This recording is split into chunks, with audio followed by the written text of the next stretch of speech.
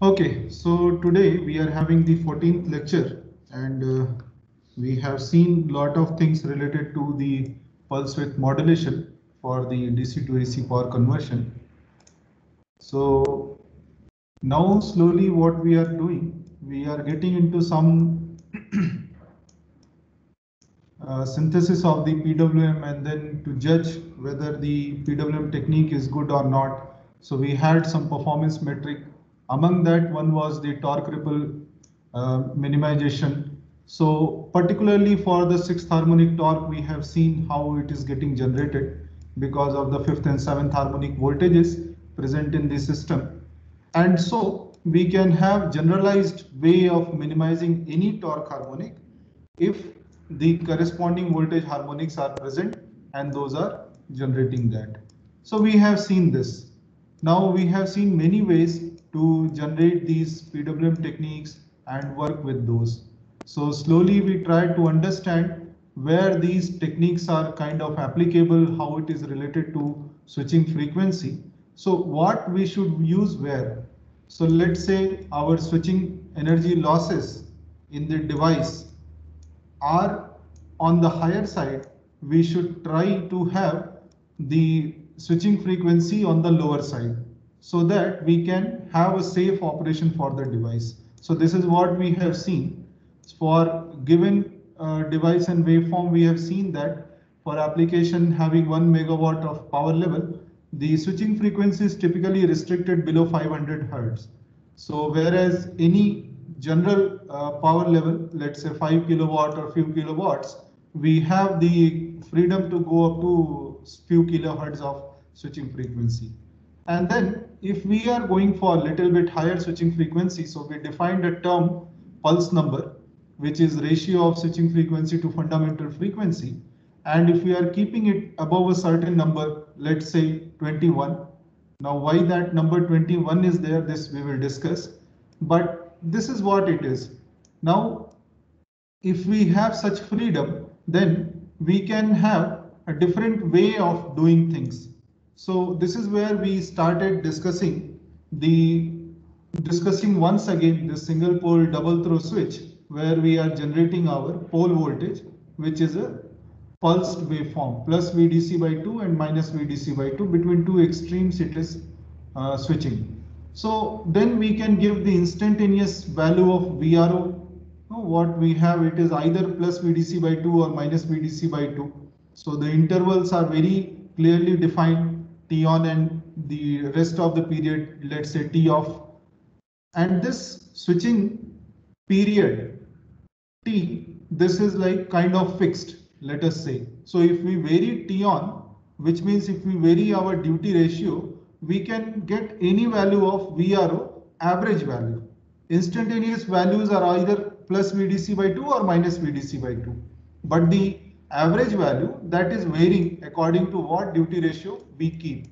So now from here, let us try to slowly move towards what we do in the other common PWM techniques which are available over there, and how to do some analysis for that. So we are saying that our VRO average, so this symbol is for the average, is nothing but VDC by 2 times of 2D minus 1, where D is the duty ratio or duty cycle. Now, if you plot this on a graph, how it would look like, you have a linear relationship, which means if your D cannot be negative, it's a duty ratio, that's a physical quantity. So it can be 0 or it can be maximum 1. This is what its limits are. So in between it can have any value. So then our VRO average, on an average, it can go between minus VDC by 2 for the 0 duty ratio and plus VDC by 2 for the full duty ratio, and in between 0 for 0.5 duty ratio. This is 0.5 duty ratio. So for this it is exactly 0 because both the positive and negative pulse widths are equal. So we will try to have more and more understanding about what is pulse width modulation. So this is what I am talking about, the pulse. If this width is varied or this width is varied, both are same things, complementary widths. So if one of the width is like, if this is width is varied, we can have any average value of VRO from minus VDC by 2 to plus VDC by 2. This is what it is. Now, so if let us say we have to realize any value means it is having positive and negative both. So which means we can realize any value on a sine wave. So whichever comes within the range. So any point we can realize using this method. So any point on this waveform can be realized. This full time period is Ts, let us say. This is the fundamental switching size, fundamental frequency or fundamental time period. But each and every point is realized over this switching cycle, TSW, let us say, to discriminate. So what we have that theoretically, yes, we can realize any point. But what is happening? We are not realizing in a very, we don't have infinite number of points. We have only finite number of points. So it is not continuous, it is discrete. So in a manner, if we are trying to realize a sine wave like this, then it will actually look like a stepped waveform, something like this.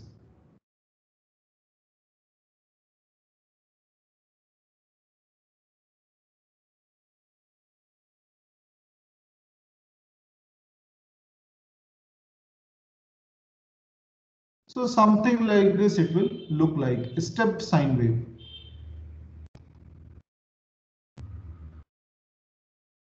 This is the average value of VRO which we are trying to realize. This is the average value. Every interval we are realizing one average value, and slowly we are increasing up to max, then we are reducing, and this is how the sine wave is realized. So let's say this is VRO average.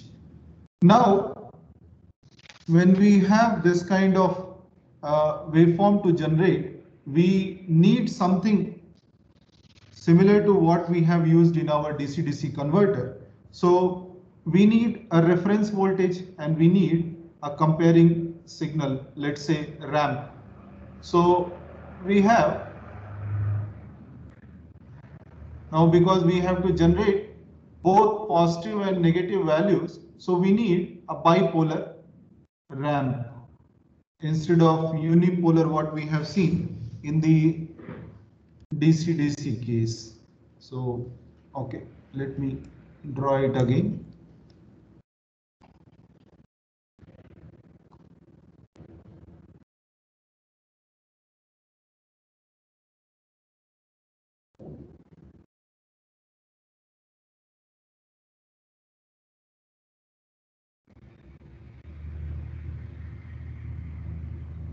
So let's say this is the +1 value, this is the -1 value, this is the 0 axis, and so our ramp may look like this, a straight line. So it will be matching the other end.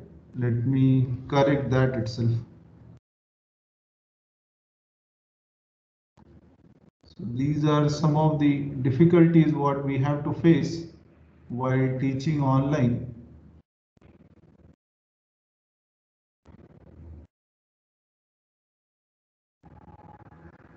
Okay.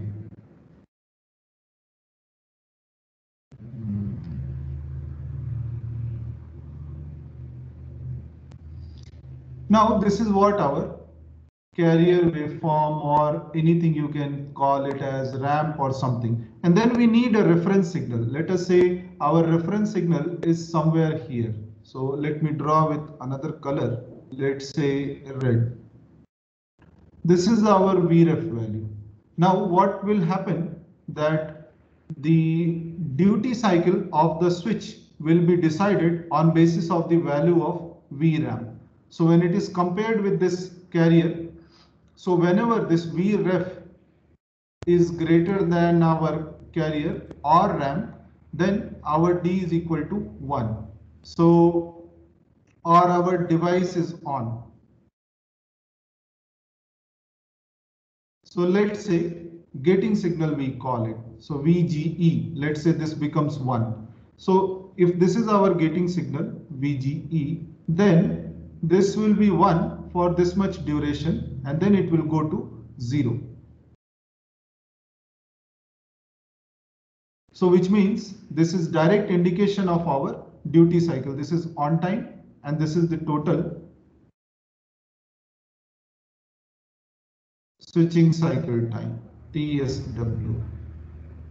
So now for two-level converter when we are having, so our value again what we have seen in the previous case, that it is plus VDC by 2 whenever the switch is on. On means we are talking with respect to the top switch. So up to this is the VDC by 2 value and then this is minus VDC by 2 value.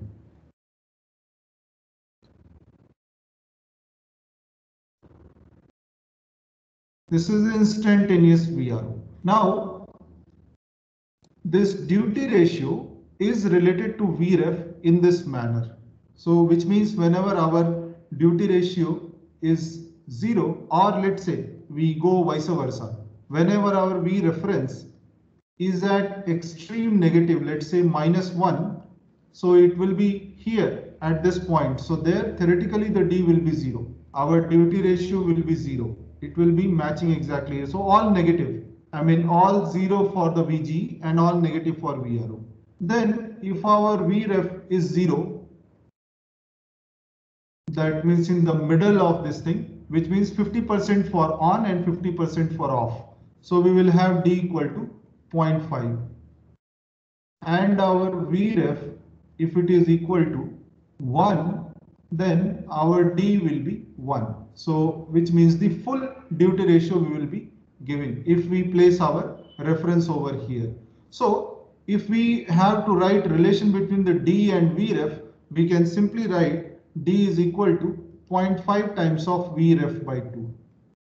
This is the simple empirical relationship what we can find between the two, which means VREF values, if you plug in these, you will get as D. So it's a linear relationship. Now, if you put back the value of VREF in the VRO value, what we will find? So here our VREF could be a sinusoidal signal, let's say M sin omega t, where M can be between 0 and 1. That is the limit. Between 0 and 1, M can be, and so VREF can be between -1 and +1 at the most. Now, if you plug in this value into our VRO average value,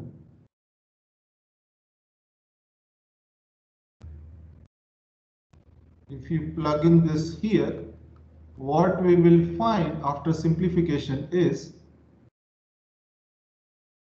M sin omega t. So this is what we get as output when we have any V reference which is varying as M sin omega t. Now instead of M sin omega t, this V ref can be any function of theta, but the limits are it must be between +1 and -1. So anything element of this, it's not crossing that boundary. So if you have that function and you have sufficiently lesser value for TSW compared to TS, then we can generate that. Then in that case, our VRO average will actually be VDC by 2 times of this f of theta, which means any function we can realize using our this pulse width. So not just sinusoidal, any function. Now it is M sin omega t or M sin theta, so we are getting a sinusoidal output. But for any general function also, which has sufficient number of samples on it, then we can generate that as well. But the condition given here is our time period, this TSW, this must be less than 1 by 21 times of fundamental frequency. Or in other words, if we write the FSW, switching frequency must be greater than 21 times of Fs. Greater than or equal to is also fine. So which means we have at least 21 samples in the waveform to realize this. So then we can have fairly accurate realization of F theta on an average basis. So this is the basis of what we are doing. Now, let's say we have a three-phase system. So three-phase system means we may have three reference voltages. So let me call it modulating signals.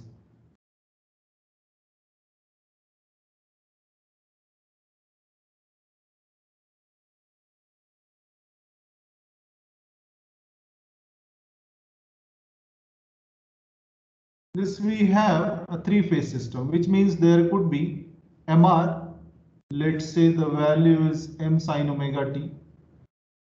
Then we can have My, which is let's say M sin omega t minus 2 pi by 3. And we have MB sine of omega t plus 2 pi by 3. So this is a balanced three-phase waveform. This is what we are comparing with our ramp. Now let us see what happens when we have three modulating signals and the ramp for comparison. So let's say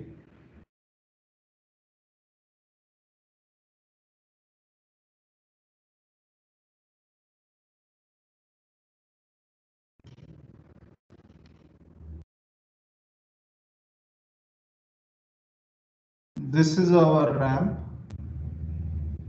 and because this sum Mr plus My plus Mb must be 0 for balanced three-phase system, this is what it says. So if let us say our Mr value is something like 0.2 over here,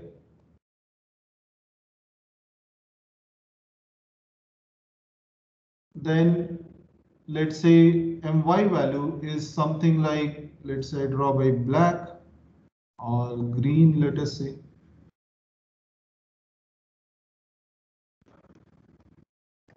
Point 0.4, then our MB must be 0.6 on the negative side.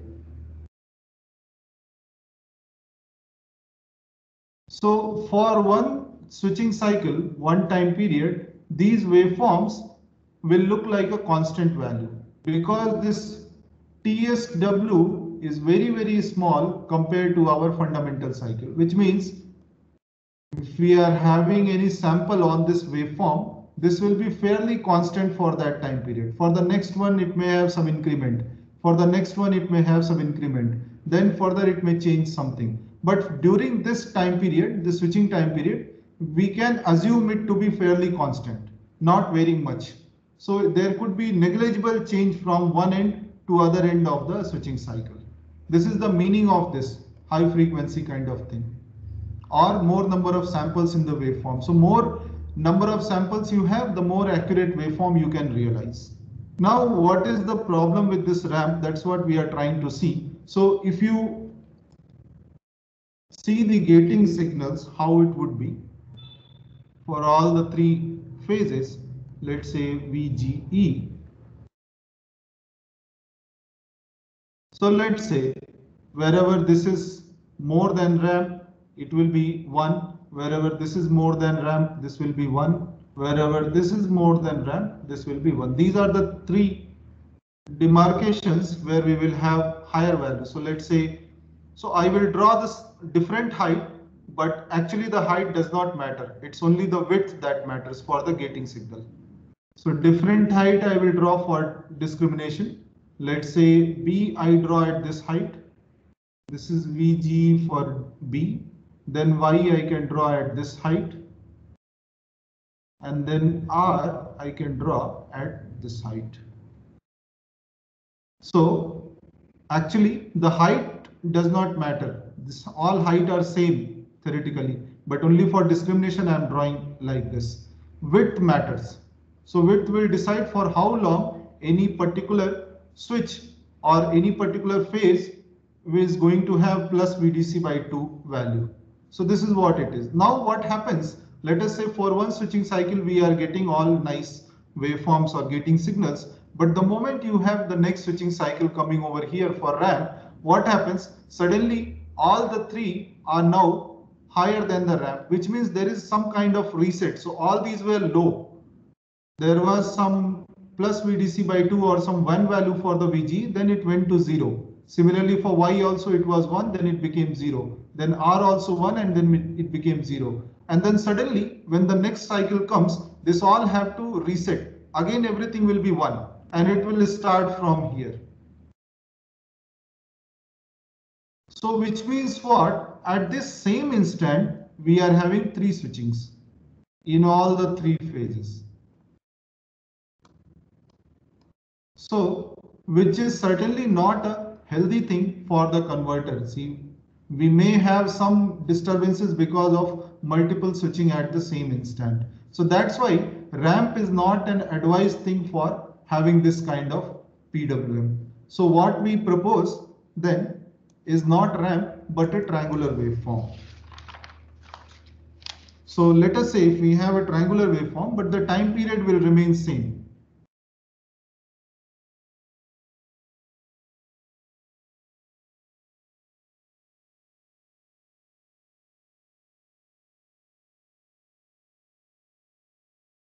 Again, the extreme values will be -1 and +1 only. Let's say this is the middle. So ramp will be something like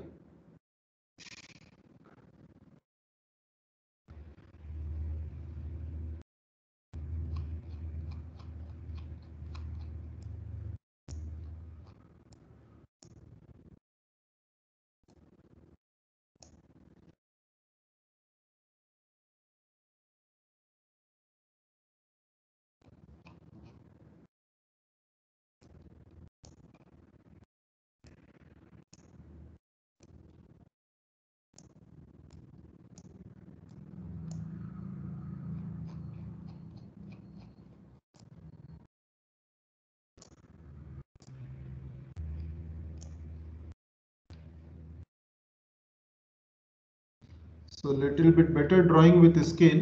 So yeah, the angles may be a little different, but these two are like having the same slope. So this is how the ramp may look like. The time period is still T or TSW, the switching cycle.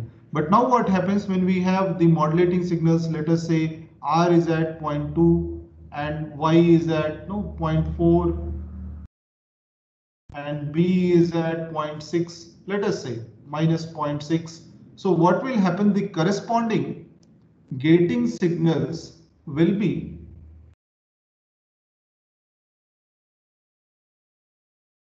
like a pulse in the middle, not starting from this extreme because, okay, in this case little different.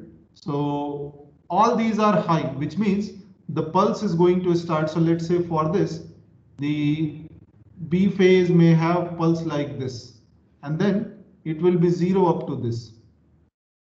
And then it is turning on, of course, because it's a negative value, very low value, so it is off for a long time.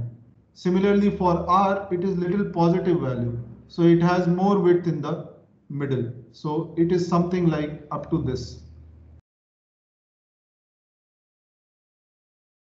And then Y is coming somewhere in the middle. So this is something like this. This is how our gating signals would be for the 3 phases. Let's say this is Y, R and B. So height could be this different because only to discriminate, otherwise the width matters. So what we see over here is that when the next switching cycle comes, the next ramp starts, it does not need to reset. Already it is high. So this can continue. This can continue, and then whenever in sequence the ramp goes higher than these values, so they switch to the next value or the 0 value. So which means Nowhere we are having multiple switching at the same instant. Multiple switching is avoided. So we have only one switching at any instant.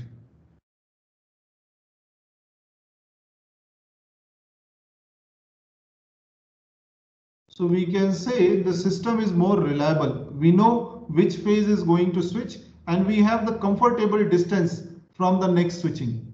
So we can reliably switch that particular phase and then we can operate the converter. We have sufficient gap between two switchings. There is no overlap. So this way we can have a reliable system for our converter. Now, this is why we should have the triangular wave. Now, this technique is called the sine triangle PWM. So why sine? Because we want the output waveform, which means the VRO average, VYO average, and VBO average to be sinusoidal. That is why we have sine, means our modulating signals MR, MY, MB, these are sinusoidal. And triangle, because we want to have distinct switching, like the clear switching or only one switching at instant. So that's why we have this triangle over here. So this technique is what popularly we know as sine triangle PWM. Now this is what we do for the high switching frequency or high pulse number cases. So in all these cases, we have pulse number greater than or equal to 21.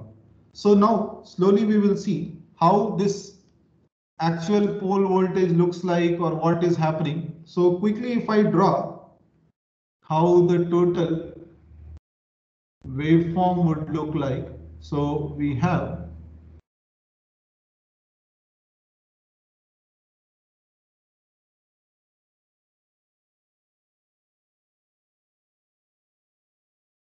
let's say this is 2 pi and then somewhere we have pi, then let's say pi by 2, then we have 3 pi by 2. So this is our extreme. We must not cross this. That is the limit for our carrier. Now within that we are operating. Let's say this is the height of our modulating signal. Somewhere, let's say this is value m and this is minus m. So in between are, let's say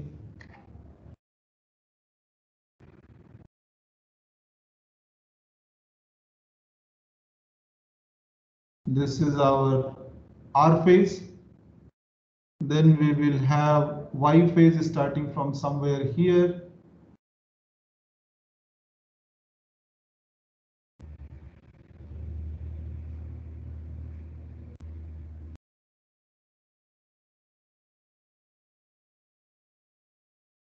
Something like this. Then we will have our B phase.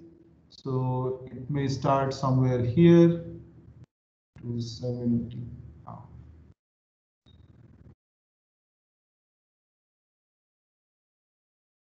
And then pi.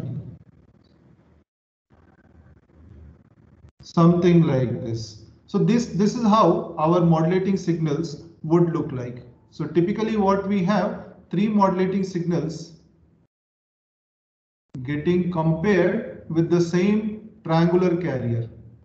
Let's say CR. So this is our MR, this is our MY, and then this is our MB. And what we will have high frequency carrier. So let me draw with yellow. Let me know if it is visible or not. And that will be between +1 and -1. It will be going between the two extremes. So, okay, that's yellow may not be visible. So, and this is high frequency waveform. So I am drawing with red. So pardon the drawing inaccuracies, but we have some waveform which is triangular in nature, and this is going at much faster frequency than the modulating signals. This is how typical sine triangle PWM may look like. So this boundary M must not cross this +1 -1 limit. Otherwise, this modulating signal will not have any comparison with the carrier. So we cannot decide our switch will be on for very long time. So this may get stuck to plus VDC/2 for very long time. So then we must restrict our M value within +1 -1. Now this is how this will look like. And of course the F carrier is greater than 21 times of Fs. At least 21 samples we are having in the, or 21 switching cycles we are having in the whole cycle. So whole fundamental cycle, this is our TS. So if let's say our fundamental frequency is 50 Hertz, so that FSW can be something like 1050. Is that correct? So this is what it is. Now let us try to see how the pole voltage looks like, and then what we should be able to infer from any PWM voltage. How do we decide whether the PWM voltage is correct or not? We should be able to tell that just by seeing the pole voltage or just by seeing the PWM waveform. Then only we are synthesizing it properly. So on an average, we are realizing this sinusoidal VRO.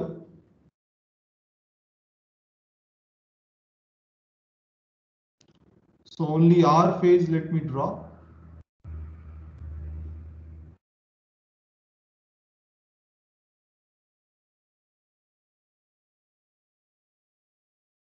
Okay. So this is the fundamental component of VRO, which means the VRO average value. How it will look like. Now, the instantaneous value will actually be this switching waveform. So let's say near this zero crossing, it will have some switching, some pulse going like this.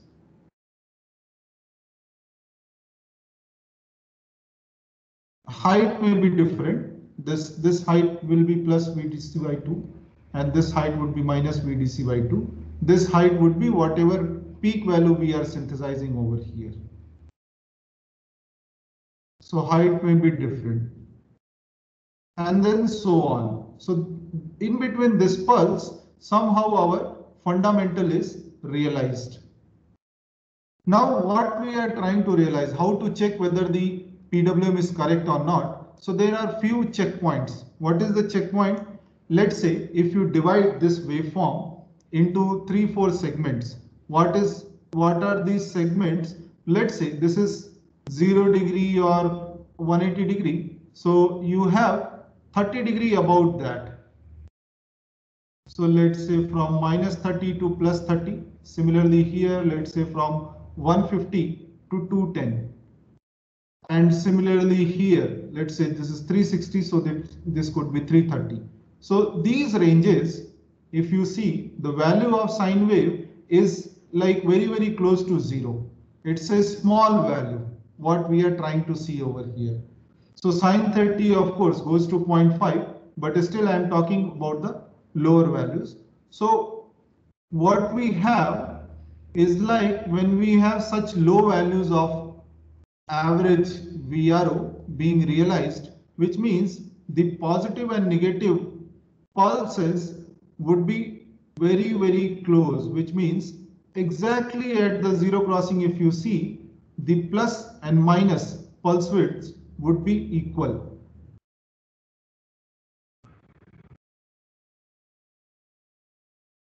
This is my instantaneous VRO near zero crossing. Because we are realizing zero value of Vref over here at these points. So which means this also should give zero result.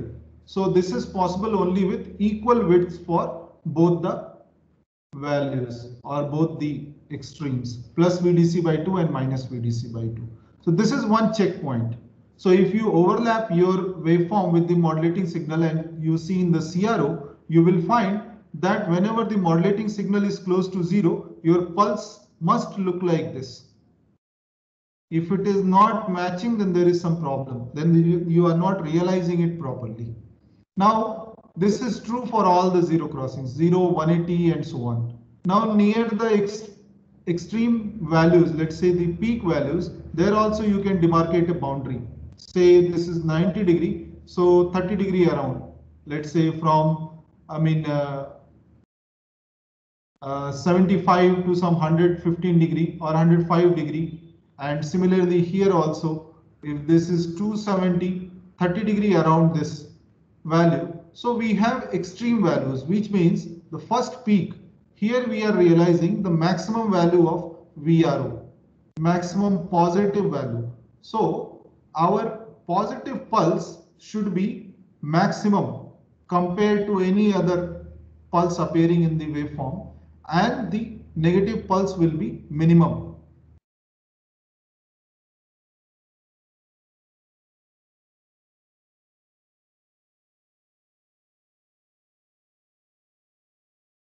So this is how our instantaneous VRO should look like near the positive peak. So here our duty cycle is very close to 1. It's on the highest side. Similarly, for the negative peak, because here we are realizing the maximum negative value of VRO on an average. So our positive pulse will be smaller and negative pulse will be much wider.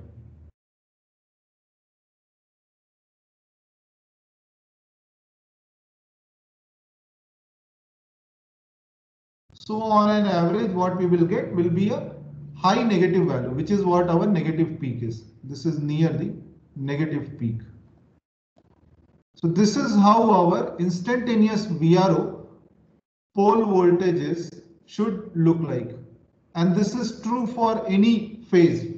So whenever you have modulating signal, you just compare your this PWM waveform with that. So near the zero crossing, it should have almost equal width. Near the positive peak, the maximum should be this plus VDC by 2, and minus VDC by should be a very small value or for a very small duration. And similarly, for negative peak, the plus should be very small duration, minus should be a longer duration. So these are the checkpoints. Now what is happening in our waveform? We are changing this pulse width. Now when we are going from 0 to maximum value, we are slowly increasing this pulse width of the positive side to the maximum value, whatever is required. And then again, when we are coming to zero crossing, we are slowly reducing it and coming back to 50-50. Then again, when we are going from 0 to the maximum negative, we are slowly increasing the negative pulse width and then back to 0, which means bringing it back to 50-50. Again, these cycles are switching cycles are same. The time period is same, TSW. So this is what we should be able to see in our waveform. As we are going from 0 to maximum, whether our pulse width is increasing to the maximum value, and then when we come back to 180, it should again come back to this, and then going to negative peak, it should go to this extreme and then come back to this 0. So this is how a good PWM should look like. If this is not followed, then which means there is some problem in your realization, which means there might be some error. Now, these things when we are having in our waveform, which means what? There is one fundamental frequency, no, over which this pulse width is changing. So this is changing from 0 to this maximum to again 0 and then to maximum negative, then to again 0. This variation is happening over the fundamental cycle, which means at frequency Fs, whereas the individual switching cycle is also there, impressed on the fundamental cycle. So FSW and Fs, these are kind of interacting in the same waveform. So when we try to realize or try to see the harmonic analysis of this waveform,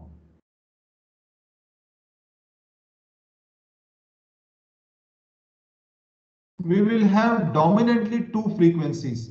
One will be Fs, another will be Fsw, and in between it may be blank.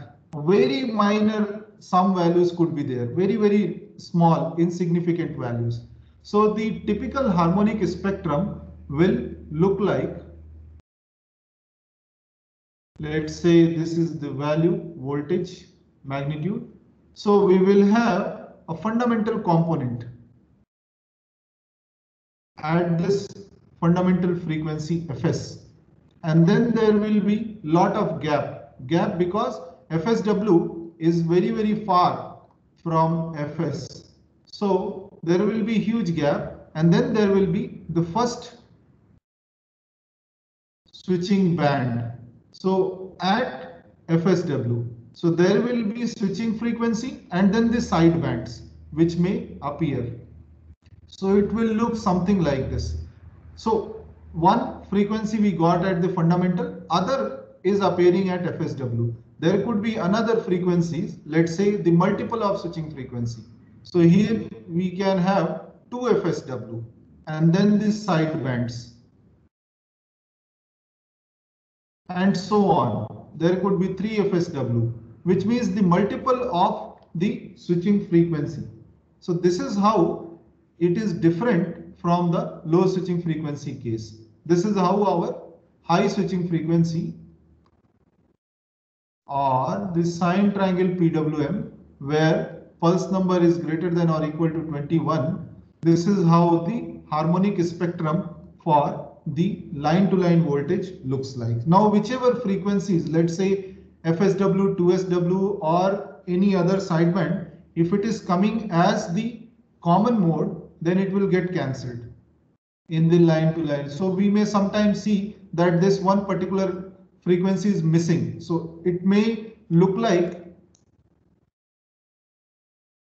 fundamental frequency and then this will be something like sideband only and nothing in between, blank. Then suddenly the second may appear. And then third again only sideband may be there. So these blank, this means that this is somehow becoming a common mode voltage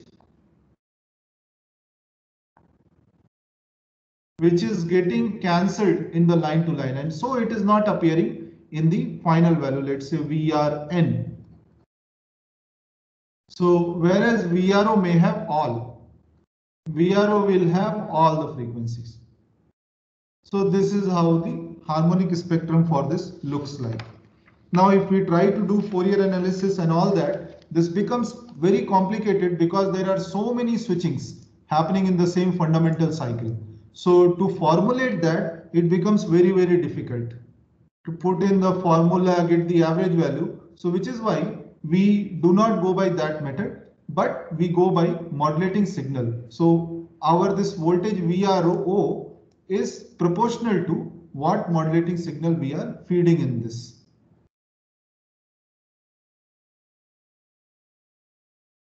So VDC by 2 times M sin omega t, or in general we can say VDC by 2 times of MR, and similarly for Y and B phases also. Now quickly we can see the symmetry conditions. How do we maintain, like we have done in the low switching frequency case? So here also those things matter, and if we have to maintain those same waveform symmetries, how do we do in this?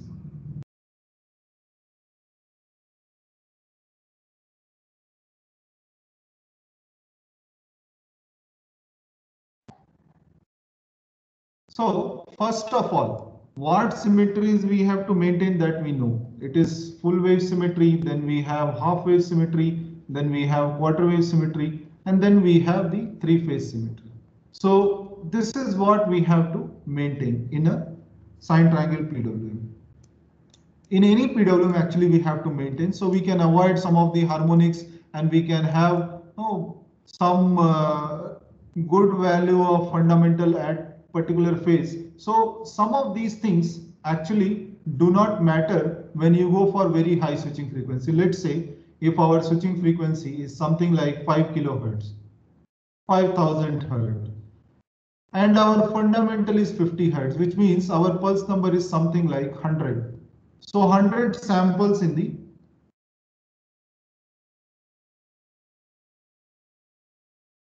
line cycle, which means even if we do not maintain exactly the full wave symmetry, half wave symmetry, quarter wave symmetry, these things, so still we will have very insignificant values of, let's say, the subharmonic or the even harmonics. The values will be very, very insignificant, even if we do not maintain exactly these full wave, half wave and quarter wave symmetry. Three-phase symmetry is maintained because we have MR, MY, MB balanced. So for the same carrier, if we have, then kind of we maintain this, or even if it is not maintained, there is very small amount of imbalance which can be ignored. But this all happens only when this is very, very high. 5000 may go to 10,000, still better, or even if you cross like 50 or 100 or any other number, then certainly these things does not matter. But let us say we are coming down to a lower value, we should maintain some of the things. So exactly what pulse numbers we can have in this kind of PWM, or what should be our switching frequency? This is one question which is very frequently asked. For our sine triangle PWM, we can have any switching frequency which is much higher than the fundamental, but actually which are good. So that is decided on basis of what symmetries we are able to maintain. Now for full wave symmetry, we know that our PWM waveform must repeat, which means what? Our modulating signal and the carrier, this must have same starting point always.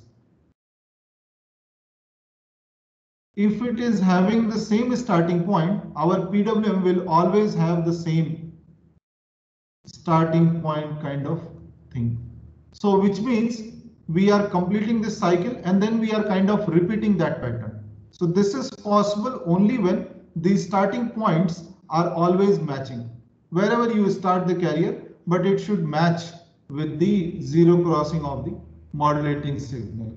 So in this case, what we say that our FSW should be an integer multiple of Fs. So n could be any integer. For any integer value, let's say n greater than some 21 or higher values, we will have same starting point for both the waveforms. So always we will see the similar kind of pattern repeating itself. So this is how we maintain the full wave symmetry. So no subharmonics for the system. We will avoid these, at least subharmonics in the system. Now, if we have to maintain quarter wave symmetry for this waveform, the PWM waveform, we must have odd number of cycles of this carrier within the fundamental cycle. So our FSW equal to NFS. Now this N should be odd integer. So then only our this positive half and the negative half will be kind of balanced to cancel out any even harmonic. So odd integer will maintain your half wave symmetry.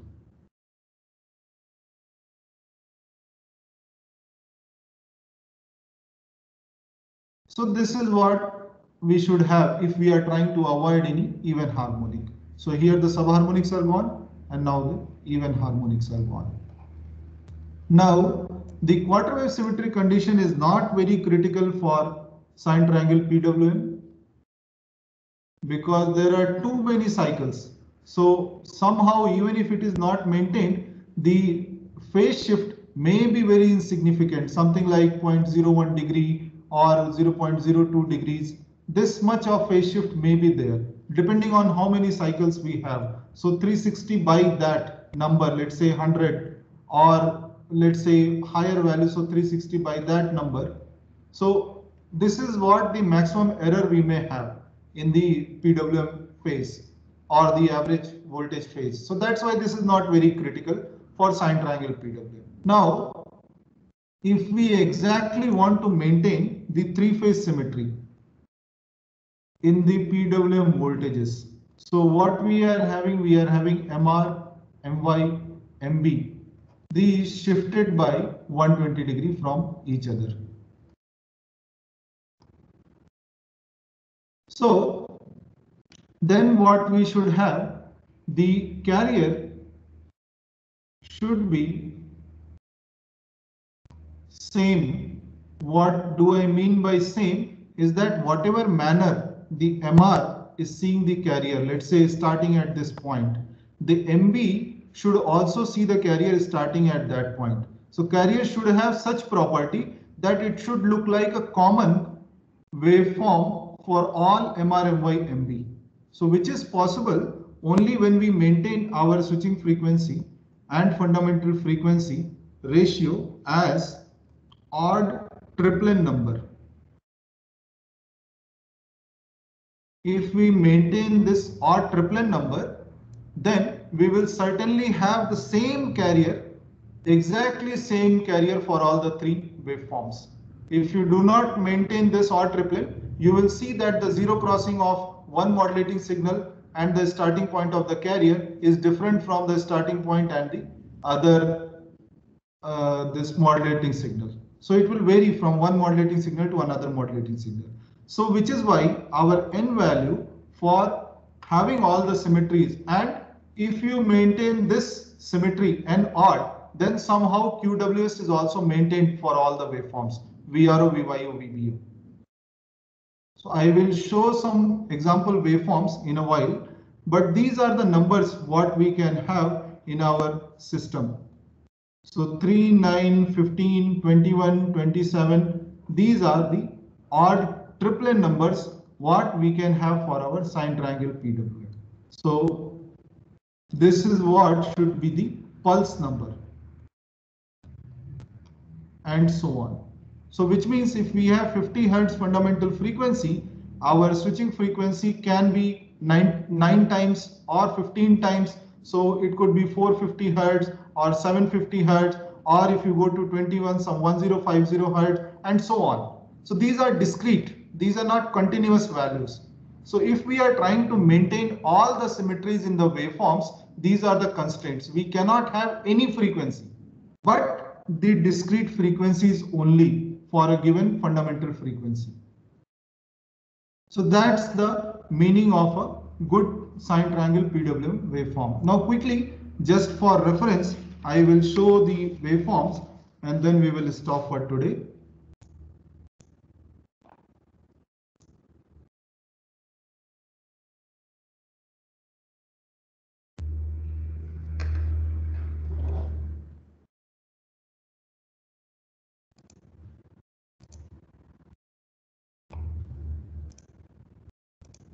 So this is how the modulating signal and the carrier look like. For one modulating signal, it is shown over here. Then for 3, it is shown like this. Now here the pulse number is 9.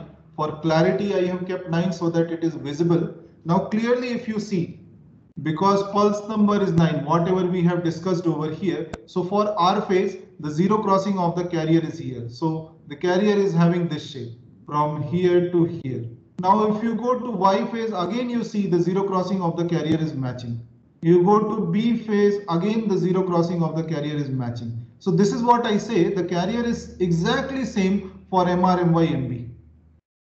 When we maintain this kind of symmetries. If you go for any other pulse number, this will not match. So let me see if one example I have for that. Okay, it's not here.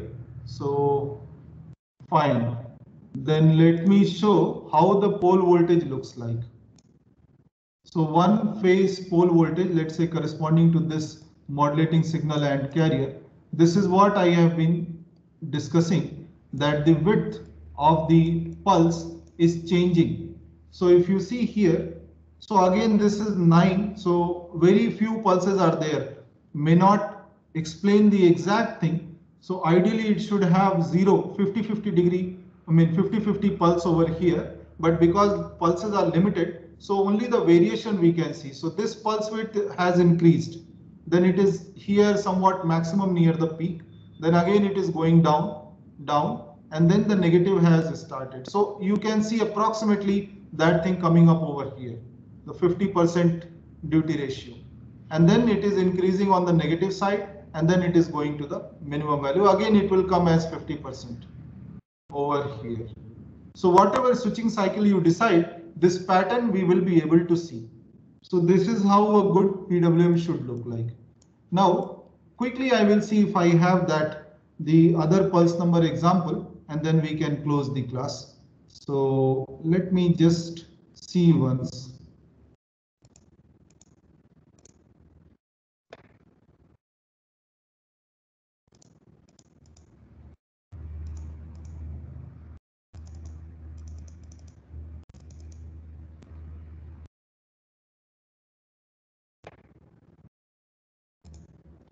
Okay, I think it will take time. So maybe next time I can show.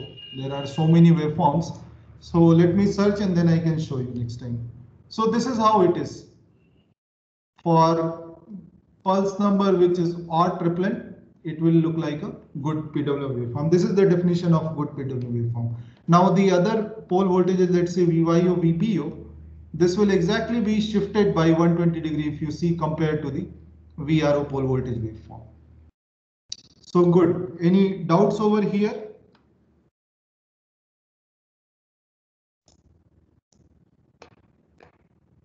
Any doubts? So then we can stop over here. Yes, sir. Yes, Okay, sir. thank you. Then let's meet on Friday, and then we will do some more analysis on sine triangle PWM, which is more important from PWM point of view. Okay, thank you. Thank you, sir. Thank you, sir. Thank you, Thank you, sir. sir. Thank you, Thank sir. you. Thank you.